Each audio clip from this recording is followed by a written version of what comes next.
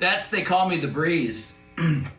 Rossington, he starts out that song. Gary Rossington, I mean, he had such an amazing life to have survived that plane crash and kept going for all those years. It's really an amazing thing. And now I just keep thinking about all of them together for the first time since that day. As I was looking at different photos throughout this week and listening to music, and I noticed on the inner sleeve of the reissue of Pronounced that there's this picture of them inside this water tower. And I remembered, oh yeah, that's the water tower that's right down the street from my house at Lullwaterpark. It's part of Emory University. So on the first album, when they were recording Pronounced, they were here at Studio One in Doraville. So this water tower is just about, 15 minutes from Doraville, where Studio One was. So I took a trip down to Lullwaterpark. Could you imagine all those Skynyrd guys walking down this road, that like gaggle of long-haired, freaky-looking guys? When I got there, they were having a test of the emergency broadcast system for the college, Emory College. Attention. This has been a test of the Emory Emergency Alert Siren System. This concludes the test. Just to kind of be inside this room where I know they all were, the original lineup at least. I mean, through the years, they've had so many great members that have come and gone and held Skynyrd together until now. And probably, who knows, maybe they'll continue on, I don't know. But that original lineup for the first album, you could say that Ricky Medlock was in the original lineup, and he was. But for that first album, it was these guys. So I just kind of wanted to go down there and feel that room, feel that space, see what it was like, and say a little prayer for Gary, and say hi to the guys. because it literally is just like 5 minutes away from my house.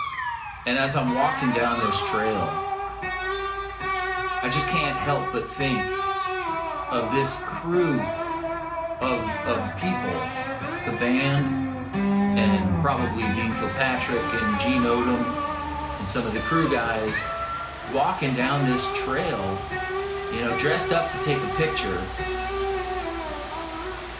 And, you know, what a sight they must have been if anybody was on the trail that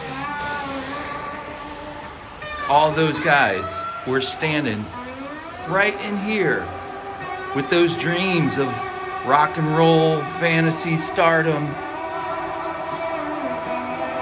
Allen Collins and Gary Rossington, they were such a pair. They're two of the most legendary paired guitar players of all time. You got the Joe Perry and Brad Whitford, the guys from Iron Maiden, the guys from Thin Lizzy. There's a handful of them. And when you're in the same band together with a guy, and in this case, growing up together, Rossington and Collins, you become, you know, like extensions of each other, and your playing kind of mimics the other one. You start to develop these idiosyncrasies that the other one has. And it kind of gets hard to distinguish who's playing what until you become, you know, really involved with the music and are able to discern the little stylings between the two. Rossington's playing a Les Paul, and most of the time Allen Collins is playing either a Firebird or an Explorer, both humbuckers, so they sound similar. It's not till Ed King joins and he starts playing the Strat, you hear like the difference between the guitars.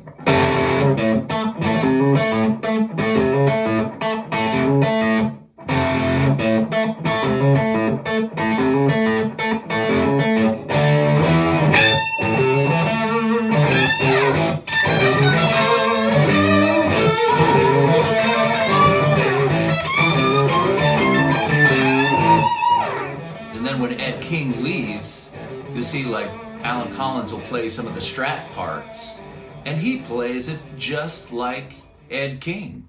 So between the three of those guitar players, they just kind of like morphed each other's style, and it all just fit perfectly. And the same thing when Steve Gaines joined the band. He really gave them a shot in the arm, bringing the Strat back. It was back to form for the last album for Street Survivors with the classic lineup. One of my most prized possessions is this autographed clipping from Billboard magazine with autographs of one of the later incarnations of Skynyrd. See, there's Gary Rossington right there, his signature right over his face there. This is, I wish I had the whole Billboard magazine, but this is just one page out of it from 1977. This came out right after the crash. My brother gave this to me kind of like as a thank you because I'm buddies with Johnny Colt, who played bass with Skynyrd in one of the more recent lineups, and he got us tickets to a few shows, but he got my brother into a meet and greet with Gary Rossington at a show in California that I wasn't able to make it to. And my brother had the Showco shirt on, and Gary came up and talked to him, and he rubbed his chest right on the Showco logo and said, "That's some good stuff right there." So that was a really nice thing to have happened in our lives, in my brother's life, who was like the biggest Skynyrd fan that I know. So thank you, Gary. Thank you for all the music, and thank you for all the kindness. This music will live on forever. I'm Francapitanelli, Totally Into the Sound. Don't forget to subscribe. So this is where it all happened.